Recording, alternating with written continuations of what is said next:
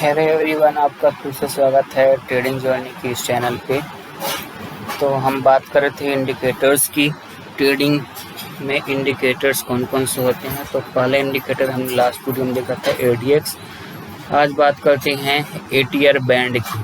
ठीक है, ATR bands की। तो एवरेज ट्रू रेंज बैंड ये क्या होता है देखते हैं। द ATR बैंड्स और एक्सटेंशन ऑफ ATR कॉन्सेप्ट। ये ATR जो होता है यानी कि एवरेज ट्रू रेंज, इसका एक्सटेंशन है। अभी ATR क्या होता है अगला जो इंडिकेटर आएगा उसमें हम क्रम से देख लेंगे। The idea is to plot an envelope around the stock. इसमें क्या होता है, क्योंकि ये रेंज है और उसका बैंड है, तो एक एनवेलप तैयार करता है स्टॉक के प्राइस के आसपास में। और ये देखता है कि नॉर्मली ये ट्रेंडिंग रहता है पर्टिकुलर डायरेक्शन में कि नहीं। ठीक, और इसके लिए क्या करता है, ये अपर बैंड और लोअर बैंड को कैलकुलेट करता है। ATR का अपर बैंड और ATR का लोअर बैंड। तो इसमें जानने वाली कौन कौन सी चीज़ें हो सकती है ये हम देखते हैं। इसमें हो सकती है, पहला बिंदु है the ATR band calculates the plots the upper band lower envelope around the stock price. Stock का जो प्राइस होता है उसके अपर साइड में और लोअर साइड में प्लॉट करता है envelope. To begin with moving average of the stock price is calculated. Stock price के आसपास में कैलकुलेट करने के लिए मूविंग एवरेज कैलकुलेट किया जाता है। ATR की वैल्यू यदि ऐड कर देते हैं मूविंग एवरेज में तो वो अपर बैंड बन जाती है। ठीक है, और यदि ATR की वैल्यू मूविंग एवरेज के वैल्यू से घटा दी जाती है तो लोअर बैंड फॉर्म हो जाता है वहाँ से। तो ATR का अपर बैंड बनता है मूविंग एवरेज को ATR वैल्यू से जोड़ने से, और लोअर बैंड बनता है मूविंग एवरेज में ATR की वैल्यू को घटाने से। अब इस पे कॉन्सेप्ट क्या है, यदि स्टॉक का प्राइस जो है पेनिट्रेट्स आइदर द अपर और लोअर एनवेलप, यदि ये अपर साइड या लोअर साइड यदि इंटर करता है, ठीक है, स्टॉक का प्राइस अपर बैंड के साइड में या लोअर बैंड के साइड में इंटर करता है, तो हम ये सोच सकते हैं कि ये जो प्राइस जो है वो will continue to move in the same direction. यदि अपर साइड में टच करता है या उधर जाता है तो हम कह सकते हैं कि प्राइस जो है अपर साइड में जाएगा। लोअर साइड एनवेलप के या बैंड के लोअर साइड को टच करने की कोशिश करता है, उधर एंट्री करता है, तो हम बोल सकते हैं कि वो लोअर साइड में जाएगा। ठीक है, और यहाँ पे जीरोधा का काइट एप्लीकेशन का हम दिखाएंगे भी आपको, ये उसमें ATR बैंड्स क्या होता है कैसे होता है उसको दिखाया गया। तो हम डायरेक्टली अब चलते हैं इस पे गाइड पे, और यहाँ पे मैंने ड्रा करके रखा था, इसको मैं पहले हटा देता हूँ ऐसे, उसके बाद आपको फिर से दिखाता हूँ। ओके, तो ये इन्फोसिस का चार्ट है जैसे मैंने बताया था। टाइम फ्रेम है 1 डे का, ये 1 डे है। आप चाहे तो इसमें 15 मिनट 10 मिनट 5 मिनट का कर सकते हैं। कहाँ जाना है आपको, स्टडीज़ में जाना है।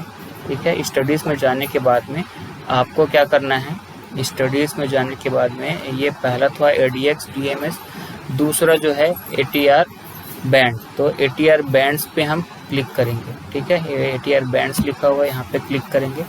ATR बैंड्स में जैसे क्लिक किया तो आपको दिख रहा होगा ये बैंड जो है अपर बैंड लोअर बैंड ये दिख रहा है, और ये इसका ATR का रेंज हो गया। तो इस पे आपको ट्रेडिंग कैसे करना है, तो जैसे आप कि कहीं से भी ले सकते हैं। मान लो हम यहाँ से लेते हैं, इसको मैं यहाँ पे इस लाइन से प्लॉट करके दिखाता हूँ। सपोज़ हम यहाँ से लेते हैं, ये इस प्राइस से 19 मार्च के प्राइस से लेते हैं। तो यहाँ से आप देखेंगे कि ये जो अपर बैंड है ये अप साइड में इंटर करने की कोशिश कर रही है। जो प्राइस जो है, ये जो प्राइस जो दिख रहा है वो अपर साइड में इंटर करने की कोशिश कर रहा है। आप देख सकते हैं मेरे कर्सर के मूव को, ये अपर साइड में ही जा रहा है। ठीक है, यहाँ पे जब साइडवेज हुआ है तो आप देख सकते हैं ये साइडवेज में ये फ्लैट दिख रहा है ये बैंड जो है। ठीक, उसके बाद फिर जब ट्रेंडिंग हुआ तो फिर अपर साइड गया, फिर ट्रेंडिंग हुआ फिर अपर साइड गया। यहाँ पे जब ये रेंज बाउंड रहा कुछ दिन, 8-10 दिन 15 दिन, तो यहाँ पे ये फ्लैट रहा, फिर अप ट्रेंड में गया तो ये अपर बैंड की ओर टच करने की कोशिश कर रहा है। इस तरीके से ये काम करता है। आप डेली टाइम फ्रेम में काम करेंगे तो यदि हम इसको 15 मिनट में कन्वर्ट करते हैं, इंटरडे में कन्वर्ट कर लेते हैं, जैसे भी आप चाहो कोई भी टाइम फ्रेम ले सकते हो, तो ये कुछ इस तरीके से होगा। इसको भी देख लेते हैं कहाँ से लें, यहाँ कुछ इसको थोड़ा मैं जूम इन कर लेता हूँ। ये इस तरीके से ये देख सकते हैं, यहाँ से देख लेते हैं। ये 22 तारीख का डेट जो दिखा रहा है, मैं आपको ये लाइन से दिखाता हूँ। ये 22 तारीख के डेट से हम यदि लेते हैं तो 22 तारीख के डेट से आप देख सकते हैं ये 22/7 दिखा रहा है। वहाँ से लेंगे तो ये अपर साइड में ही जा रहा है। आप देख रहे हैं प्राइस जो है अपर साइड मोमेंटम है। जहाँ पे भी ये रेंज बाउंड होता है तो इसका जो डायरेक्शन है अपवर्ड ना होकर साइडवेज होता है। यहाँ पे देखिए आप, ये अपर साइड जा रहा है, ठीक है। यहाँ पे जब ये रेंज बाउंड हुआ है तो ये फ्लैट टाइप का दिख रहा है। फिर यहाँ से जब अपर साइड में गया तो ये इस तरीके से, ये अपर साइड गया है, रेंज बाउंड होता है तो फ्लैट हो जाता है, और अपर साइड जाता है तो इस तरीके से ये जाते जाता है। अगर ये लोअर साइड में आता है तो हम देखते हैं कहाँ पे है ये, यहाँ पे देखते हैं। यहाँ पे देखेंगे तो नीचे को टच करने की कोशिश कर रहा है, फिर ऊपर गया, फिर नीचे आ रहा है, फिर ऊपर गया, फिर नीचे आ रहा है। तो इसका डायरेक्शन आप देख सकते हैं कि जिस डायरेक्शन में, अपर बैंड वाले डायरेक्शन में या लोअर बैंड वाले डायरेक्शन में प्राइस जो एंटर करेगा तो उस हिसाब से आपका प्राइस जो है मूव करते जाएगा, ठीक है।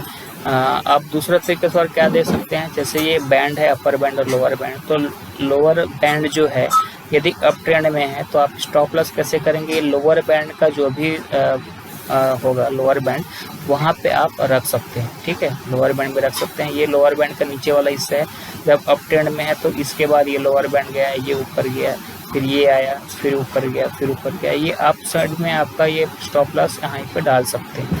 यदि उसको तोड़ता है, जैसे यहाँ पे ये आया, इस बैंड को, लोअर बैंड को ये तोड़ नहीं पाया, फिर ऊपर चला गया, ठीक है। तो इस तरीके से आप स्टॉप लॉस भी रख सकते हैं।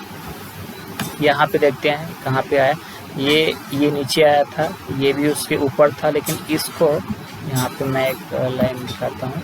यहाँ पे जो है इसका जो है ये लोअर बैंड को इस वाले कैंडल ने आके तोड़ दिया और ये इस एरिया में फ्लैट रहा। उसके बाद ये नीचे की तरफ जा रहा है, ठीक है। ये बैंड का जो है डायरेक्शन जो है नीचे की तरफ हो रहा है। तो आप इसमें डायरेक्शन भी डिसाइड कर सकते हैं। इसके बैंड का डायरेक्शन यदि अपर साइड में है तो आप बने रहें मोमेंटम में, और यदि साइडवेज होता है तो निकल सकते हैं, या लोअर साइड जाता है तो आप शॉर्ट साइड में बैठ सकते हैं, ठीक है। तो इस तरीके से सिंपल सा है। ये कैलकुलेट करता है ATR एवरेज टू रेंज, मतलब ये इसका रेंज दिखाता है कि बैंड के अंदर ही रहेगा। बैंड अप साइड में जाता है तो अपर डायरेक्शन में आपको ट्रेडिंग करना है, डाउन साइड में जाता है तो नीचे डायरेक्शन में। अपर साइड में जाता है तो उसके जो लोअर बैंड के निचला हिस्सा वहाँ पे स्टॉप लॉस रख सकते हैं। नीचे जाता है तो अपर बैंड का जो हाई प्राइस होगा वहाँ पे आप उसको स्टॉप लॉस रख सकते हैं। जैसे यहाँ पे है, रखेंगे, मान लो ये यहाँ पे दिखाता हूँ, तो ये यहाँ पे जैसे मान लो 1760 दिखा रहा है तो इस पर आप स्टॉप लॉस रख दिए। नीचे आया तो फिर 1751 में कर दिया, और नीचे आया तो इस तरीके से आप इसको स्टॉप लॉस को ट्रेल भी कर सकते हैं, ठीक है। तो इसमें बस इतना ही है और ज़्यादा कुछ नहीं है। आप जिस टाइम फ्रेम में करना चाहें उस टाइम फ्रेम में आप इसको एडजस्ट कर सकते हैं। 5 मिनट में, 15 मिनट में, 1 आवर में। 1 आवर में करके देख लेते हैं ये 1 आवर में कैसे दिखाता है। ये 1 आवर में कुछ इस तरीके से रहता है। तो सभी जगह कॉन्सेप्ट सेम ही है। अपर साइड में जा रहा है, डायरेक्शन अप साइड है तो आप मोमेंटम में बने रहें।